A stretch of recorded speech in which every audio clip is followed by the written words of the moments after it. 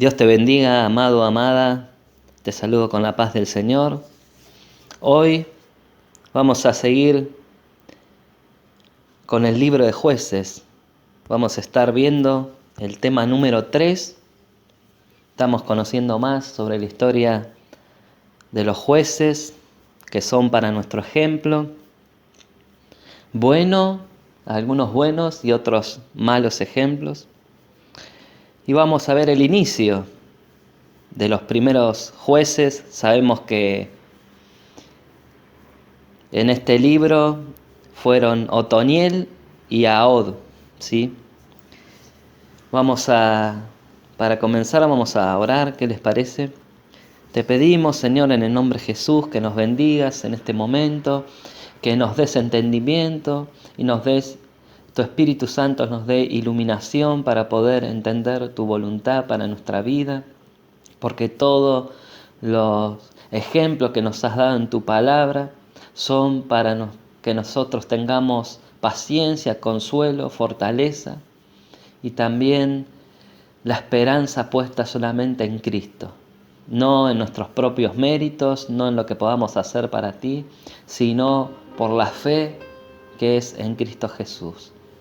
Y como decía Pablo, ya no vivimos nosotros desde que Cristo llegó a nuestra vida, sino que Cristo vive en nosotros y por eso debemos acomodar nuestros pensamientos a tus pensamientos, Señor. Dejar de hacer nuestra propia voluntad y hacer la tuya, Señor. Eso es el seguir a Cristo, renunciar a nuestra propia voluntad y hacer la tuya, como Cristo nos dio el ejemplo al morir en la cruz del Calvario, en obediencia a lo que tú, Señor, lo has mandado a hacer. Por eso que aprendamos a través de este libro a conocerte más y a obedecerte, Señor, porque de nada sirve conocer tu palabra sin la obediencia que tú demandas, Señor. Te damos gracias, en el nombre de Jesús bendigo a mis hermanos, bendice mi vida, Señor, para poder exponer tu palabra conforme a tu voluntad y guiado por tu Espíritu Santo, Señor. En el nombre de Jesús, amén.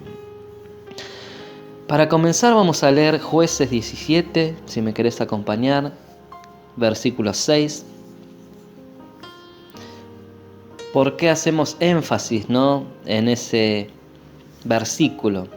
Porque dice, en aquellos días no había rey en Israel, cada uno hacía lo que bien le parecía, a pesar de que Dios había puesto por medio de Moisés, había puesto ya jueces que juzgasen entre los problemas entre el pueblo. Cada uno hacía lo que bien le parecía, ¿no? Y después la cosa fue empeorando cuando ellos mismos decidieron ponerse un rey, porque Dios ya lo había elegido como su pueblo y había determinado que Israel se condujera y tuviera los principios de su reino, del reino de los cielos, aquí en la tierra. Por eso lo había hecho apartar de todos los pueblos, ¿no? Y acá vemos cómo ellos comenzaron a desobedecer y dejaron a pueblos, ¿no? Por eso vamos a ver la historia de estos dos jueces, ¿no? La mezcla con el mundo que les rodeaba les produjo, como estamos diciendo, enemistad con Dios, ¿sí? Dios, quien les había prometido un lugar donde se establecieran, que era Canaán, y serían fuertes y reconocidos por el mundo entero, ahora era un lugar de sufrimiento y reprensión para Israel, quien a pesar de todo esto no hacía nada por volverse a Dios. Ahora sí, vamos al capítulo 3 de Jueces. Vamos a leer versículo 1 al 6. Perdón. Vamos a leer el versículo 1. Y el título, no sé en tu Biblia, pero en la Reina Valera dice: naciones que fueron dejadas para probar a Israel. Eso fue hecho por Dios para probar el corazón de Israel. Porque ¿qué es lo que prueba el Señor en nosotros? Nuestro corazón, ¿no? porque todo lo que somos proviene, ¿no?, de nuestro corazón, de las intenciones que hay en nuestro corazón. Por eso dice: estas pues son las naciones que dejó Jehová para probar con ellas a Israel, a todos aquellos que no habían conocido todas las guerras de Canaán, solamente para el linaje de los hijos de Israel conociese la guerra, para que la enseñasen a los que antes no la habían conocido. Los 5 príncipes de los filisteos, todos los cananeos, los sidonios y los heveos que habitaban en el monte del Líbano, desde el monte de Baal Hermón hasta llegar a Amat. Y fueron para probar con ellos a Israel, para saber si obedecían a los mandamientos del Señor que Él había dado a sus padres por mano de Moisés. Así los hijos de Israel habitaban entre los cananeos, heteos, amorreos, fereceos, heveos y jebuseos. Y tomaron de sus hijas por mujeres, y dieron sus hijas a los hijos de ellos, y sirvieron a sus dioses. Por eso, amados, debemos entender que Dios no es un Dios de mezclas. Él es puro, Él es santo, y demanda eso a su iglesia. Que la iglesia se mantenga pura, sin mancha, ¿sí?, apartada del mundo, ¿sí? Ahora vamos a ver el versículo 7. Otoniel comienza a juzgar a Israel de Cusán Risataim, ¿sí? ¿Y cómo comienza el versículo 7? Si me querés acompañar, dice: hicieron pues los hijos de Israel lo malo ante los ojos de Jehová. Y ahí dice: ¿qué hicieron?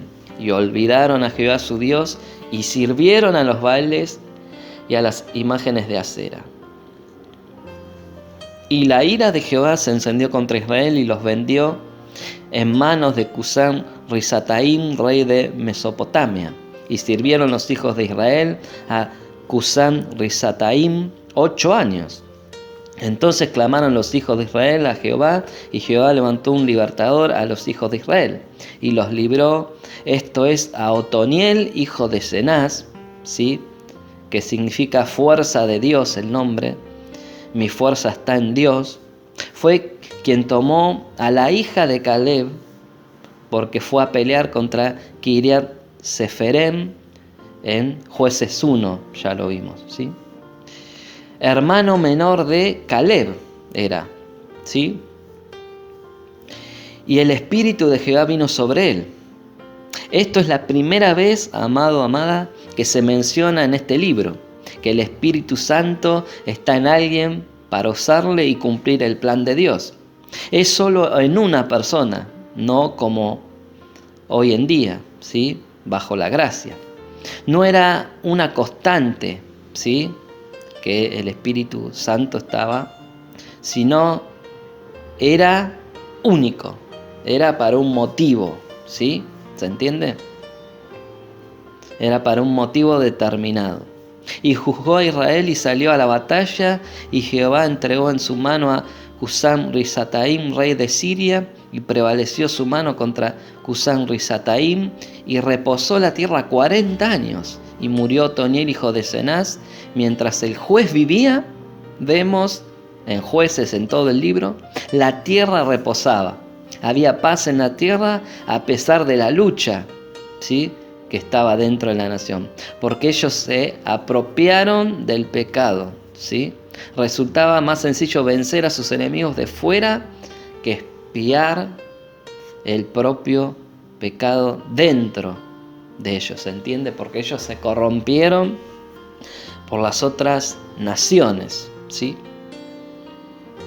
El primer juez de Israel, el primer libertador de la reprensión y esclavitud que vivía Israel, ya cuenta la Biblia que ellos servían a ciertos reyes y príncipes. Qué curiosa que es esta reprensión y esclavitud, ¿no? La causaron ellos mismos, los israelitas, siendo libres y fuertes con Dios, todo por medio de su desobediencia frontal ante Dios y sus mandamientos cumplidos hasta Josué. Luego que murió Josué, vemos que cada uno hacía lo que bien le parecía, ¿sí? Como dije anteriormente, los jueces fueron establecidos por Moisés porque él no podía juzgar todas las cosas. Primeramente él hacía la labor de juez. Luego Josué también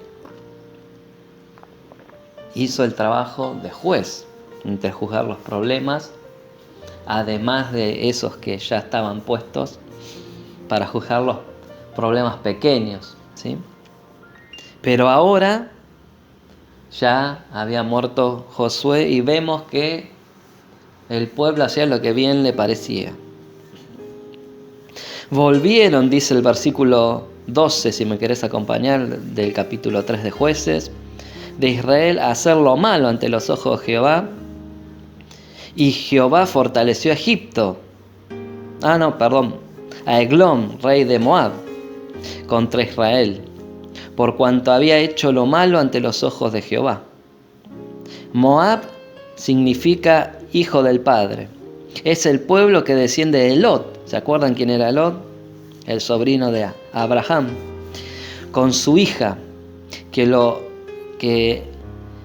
embriagaron. ¿Se acuerdan a Lot? Las hijas de Lot lo embriagaron y concibió, ¿sí?, a este pueblo. Y de ahí viene el nombre Moab. Por eso, hijo del padre. Y de ahí este pueblo que reprimía y mantenía en esclavitud a Israel. Qué increíble, ¿no? Que las decisiones humanas contra Dios traen tan graves consecuencias, ¿no? El rey de Moab, junto consigo a los hijos de Amón, descendientes de Lot y de su otra hija, quien concibió de su padre cuando lo embriagaron. Luego sabemos de su salida de Sodoma, los llamados amonitas, que significa hijos de mi gente.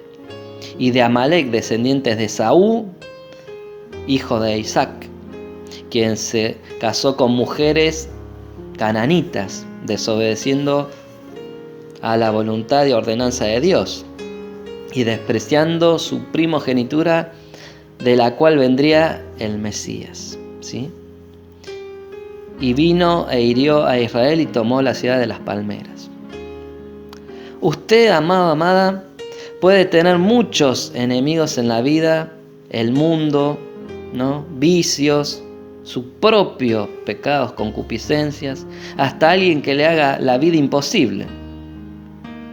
Pero tener a Dios como oponente jamás podrá vencerlo, ¿sí? No lo podrás vencer a Dios, no lo podrás comprar a Dios.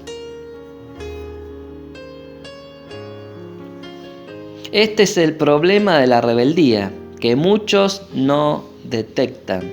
Caminan sin Dios y es evidente, ya que sus vidas y sus caminos no son rectos.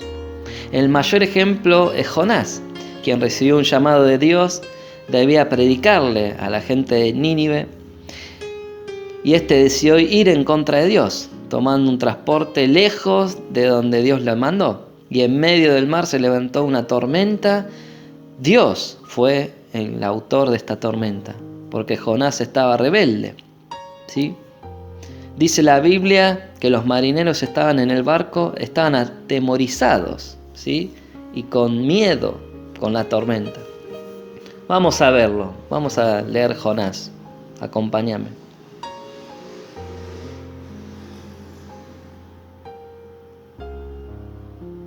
Vamos a ver el versículo 1, Jonás capítulo 1, versículo 1 al 17.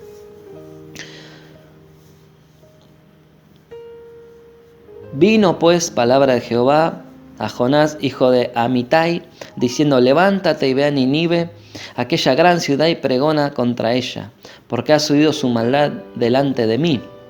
Y Jonás se levantó para huir de la presencia de Jehová a Tarsis, y descendió a Jope, y halló una nave que partía para Tarsis y pagando su pasaje entró en ella para irse con ellos a Tarsis, lejos de la presencia de Jehová. Pero Jehová hizo levantar un gran viento en el mar y hubo en el mar una tempestad tan grande que se pensó que se partiría la nave. Y los marineros tuvieron miedo y cada uno clamaba a su Dios, y echaron al mar los enseres que habían en la nave para descargarla de ellos, pero Jonás había bajado al interior de la nave y se había echado a dormir. Y el patrón de la nave se le acercó y le dijo: ¿qué tienes, dormilón? Levántate y clama a tu Dios, quizá Él tendrá compasión de nosotros y no pereceremos. Y dijeron cada uno a su compañero: venid y echemos suertes para que sepamos por causa de quién nos ha venido este mal. Y echando suertes, la suerte cayó sobre Jonás. Entonces le dijeron ellos: decláranos ahora por qué no nos ha venido este mal. ¿Qué oficio tienes y de dónde vienes?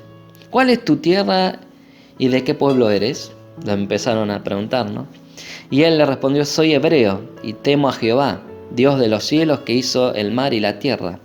Y aquellos hombres temieron sobremanera y le dijeron: ¿por qué has hecho esto?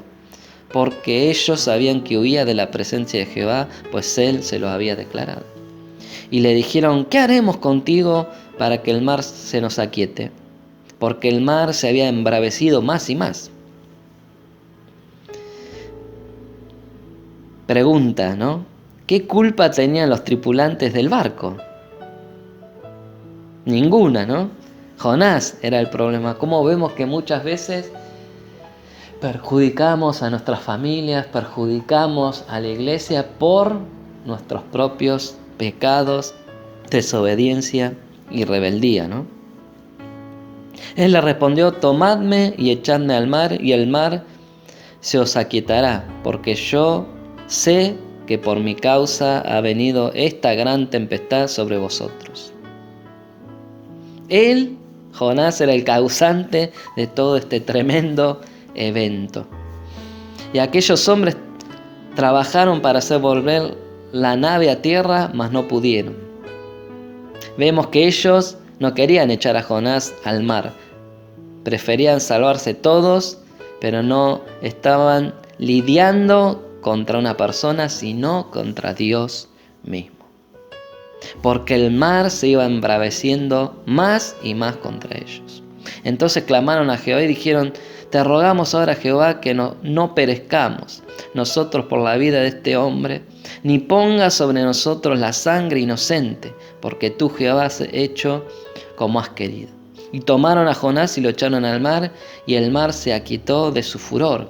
Y temieron aquellos hombres a Jehová con gran temor, y ofrecieron sacrificios a Jehová, y hicieron votos. Pero Jehová tenía preparado un gran pez que tragase a Jonás, y estuvo Jonás en el vientre del gran pez 3 días y 3 noches. Qué increíble, ¿no? Cómo nosotros podemos ser de bendición para la gente que nos rodea, o podemos ser un gran obstáculo y tropiezo. Podemos ser la fuente de problemas en vez de fuente de bendición. Pero vamos a Jueces capítulo 3, del versículo 12, vamos a leer 12 y 13. Volvieron los hijos de Israel a hacer lo malo ante los ojos de Jehová. Los mismos errores traen los mismos resultados, ¿sí?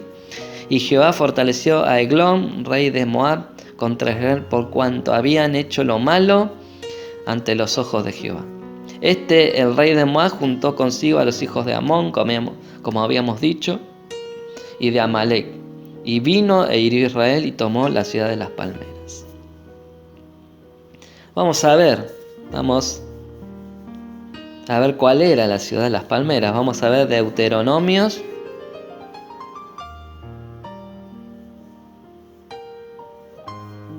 34:3. Deuteronomio 34:3.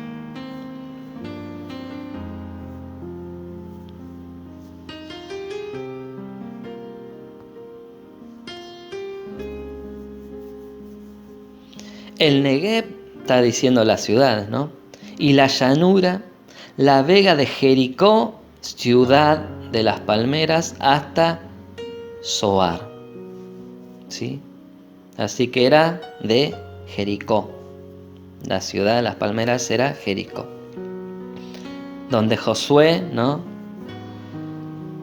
derribó los muros, las murallas de Jericó.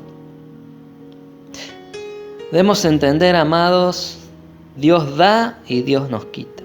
Si desobedecemos al Señor lo que Él nos dice, nada de lo que Dios te dio te pertenece. Si no permanecemos en la fe y el Evangelio, lo que logramos conseguir lo podemos perder. Puedes retomar tu mentira, tus vicios, tu carácter, tu amargura, tus deudas, tus problemas, porque no permaneces firme en quien te dio la victoria sobre todas las áreas de tu vida. ¿Por qué? Por tu desobediencia y el pecado en tu vida. Debemos vivir pegados a quienes están bajo la bendición del Señor, bajo los que cumplen, temen y aman los mandamientos del Señor. Esto quiere decir hombres y mujeres llenas del Espíritu Santo, nacidos de Dios, nacidos de nuevo. El versículo 14 dice: y sirvieron los hijos de Israel a Eglón, rey de los Moabitas, 18 años. Pero como sabemos, habían sido advertidos de las consecuencias de su desobediencia a Dios. Volvamos a Deuteronomio 28:48. Que nos dice el Señor, versículo 48: servirás por tanto a tus enemigos que enviare Jehová contra ti con hambre, con sed, con desnudez y con falta de todas las cosas, y Él pondrá yugo de hierro sobre tu cuello hasta destruirte.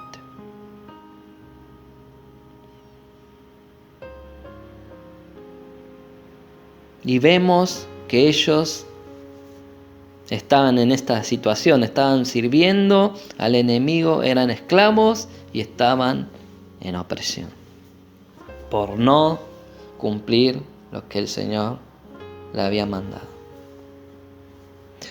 Jueces 3:15 dice: y clamaron los hijos de Israel a Jehová.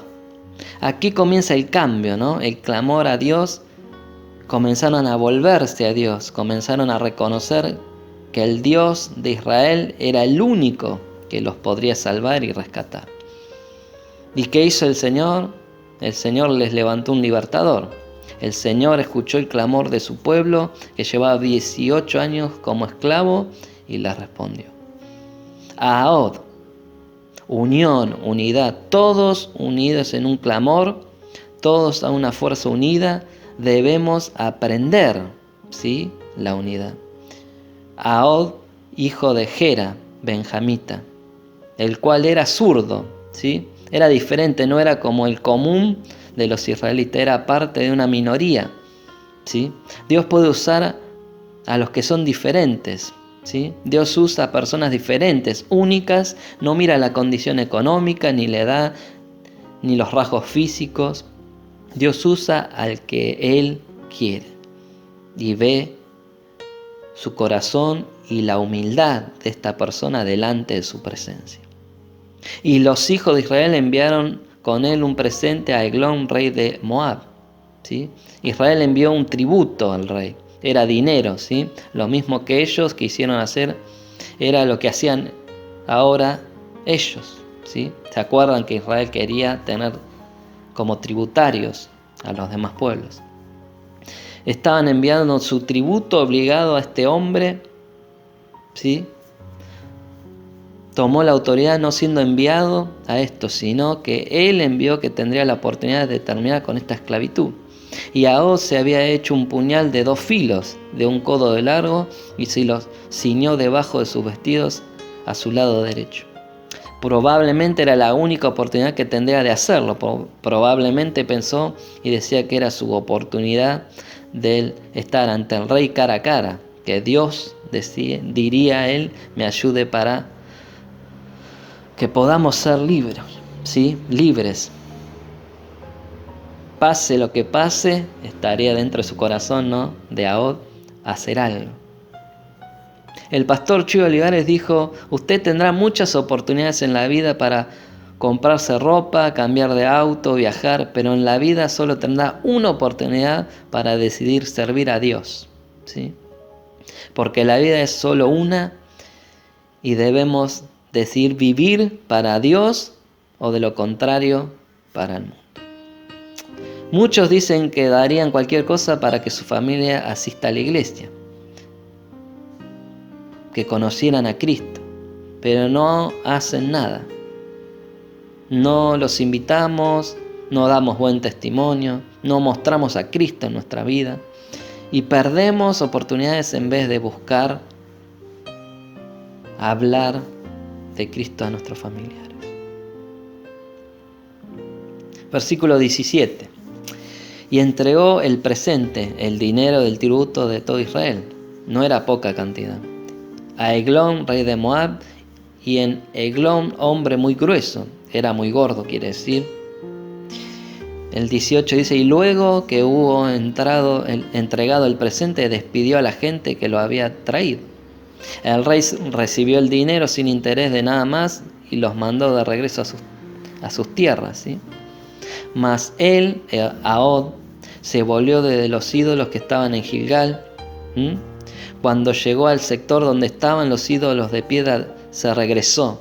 Me imagino cuánto pensó lo que habría de hacer, ¿no? Nadie se imaginaba lo que este hombre estaba dispuesto a hacer, ¿sí? Me imagino que el Espíritu de Dios lo llenó al ver la idolatría en ese lugar, donde ellos debían derribar los altares, al ver la reprensión y el maltrato, y se regresó, se dio la vuelta y dijo: Rey, una palabra secreta tengo que decirte.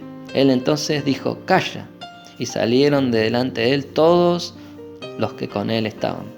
El rey, curioso, ¿no?, respecto al secreto, les ordenó a sus sirvientes que salieran del lugar. Y se le acercó a Ahod, estando él sentado solo en su sala de verano, y Ahod dijo: tengo palabra de Dios para ti.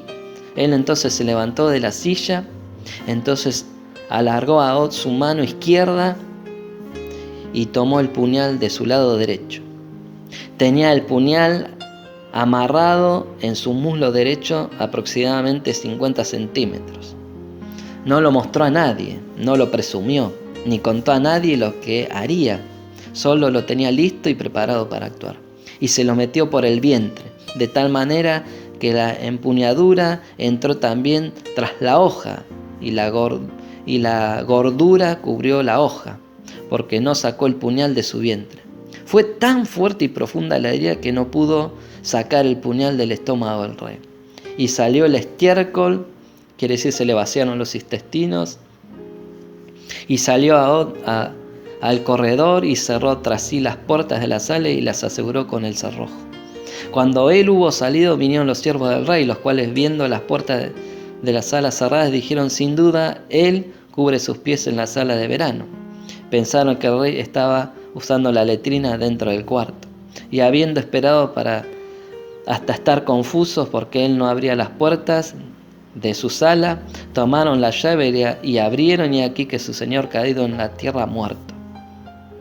Mas entre tanto ellos se detuvieron. Ahod escapó y pasando los ídolos se puso a salvo en Seirat, y cuando había entrado tocó el cuerno en el monte de Efraín. Esto quiere decir que hizo un llamado a tomar las armas y encabezó un grupo de israelitas para ir a pelear por su libertad, ¿sí? Y los hijos de Israel descendieron contra él del monte, y él iba delante de ellos. 28. Entonces él les dijo: seguidme, porque Jehová ha entregado a vuestros enemigos los moabitas en vuestras manos. ¿Cómo debemos prestar atención, no? Él no se llevó la gloria, sino dijo: no se glorió en absoluto, ¿no? No habló de él, habló de Dios, quien le da la victoria, ¿no? Eso hace todo hombre de Dios. Todo lo demás es nada ante un Dios tan grande y poderoso. Pasaron de ser esclavos a guerreros, que tomaron en sus manos lo que hasta hombre, ¿no? Lo que este hombre inspirado por el Espíritu Santo tocó sus corazones, ¿no? En pos de luchar para salir de su esclavitud. Y descendieron en pos de él y tomaron los vados del Jordán a Moab y no dejaron pasar a ninguno. Quiere decir, tomaron el control de las fronteras, ¿sí? Y en aquel tiempo mataron a los moabitas como 10.000 hombres, todos valientes y todos hombres de guerra, no escapó ninguno. Así que subyugado Moab aquel día bajo la mano de Israel, y reposó la tierra 80 años, ¿sí? Vemos que producto de un hombre valiente que le creyó al Señor, hubo paz en Israel 80 años. Qué tremendo. Y después el versículo 31 vemos que es Samgar liberta a Israel de los filisteos. Después de él, de Ahod, fue Samgar, hijo de Anat, quien vivía en el suroeste del país, donde Dios levantó a otro hombre al mismo tiempo, Ahod, donde estaba infestado de filisteos, ¿sí? En la otra zona eran los moabitas, ¿sí? Acá eran los filisteos. Dios movió el corazón de este hombre que estaba al otro lado del país, ¿sí? Al enterarse que Israel se volvió a las armas contra su esclavitud, la obediencia de Ahod motivó a otros a luchar y creerle a Dios. Y este Sambag es muy conocido porque él mató a 600 hombres de los filisteos con una quijada de bueyes, ¿sí? Con la que tenía a mano, peleó contra ellos y mató a 600 hombres con lo que no tenía armas, agarró eso y mató. Vemos que fue la mano de Dios, ¿no? Que usó a este hombre para matar a 600 filisteos, ¿sí? Y dice que este hombre también salvó a Israel de la opresión de los filisteos. Por eso, para ir concluyendo, amado, amada, la obediencia y valentía de un hombre fue lo que Dios usó para libertar a toda una nación. Tristemente por siempre tiempo limitado. No por Dios, sino por los mismos israelitas. Por eso que no cometamos estos pecados tan tremendos, que reconozcamos, ¿no? Si somos desobedientes a la palabra, si hacemos lo que bien nos parece, porque eso va a traer consecuencias a tu vida, a tu familia, a tu entorno, ¿sí? Y sobre todas las cosas en tu eternidad. Porque dice que el Señor al altivo, al orgulloso lo mira de lejos, pero Él tiene comunión con sus santos, con los que quieren apartarse del mundo para hacer su voluntad. Vamos a orar. Señor, te damos gracias por esta palabra que hemos aprendido hoy, que la podamos poner por obra en nuestra vida. Pon en nosotros un corazón conforme a tu corazón, un corazón contrito y humillado delante de tu presencia, que sepamos no hablar, sino escucharte más, Señor. No a pedirte, sino a escuchar tu dulce voz, que nos fortalece, que nos da vida, que nos alienta, que nos anima, que nos exhorta, que nos corrige, que nos azota, Señor, con tu palabra.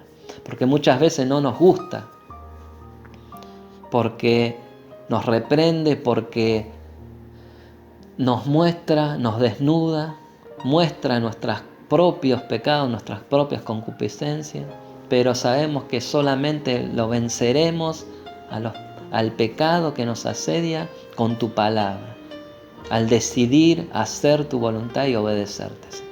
Te doy gracias por mis amados hermanos que están oyendo. Te pido que los bendigas a sus hogares y que puedan poner por obra tu palabra, que tomen la decisión firme de vivir en tu voluntad. Amén. Dios te bendiga, amado, amada. Nos vemos el domingo, ¿no? Nos vemos el próximo domingo. Nos conectamos. Los amo mucho. Y saludos en casa. Dios los bendiga.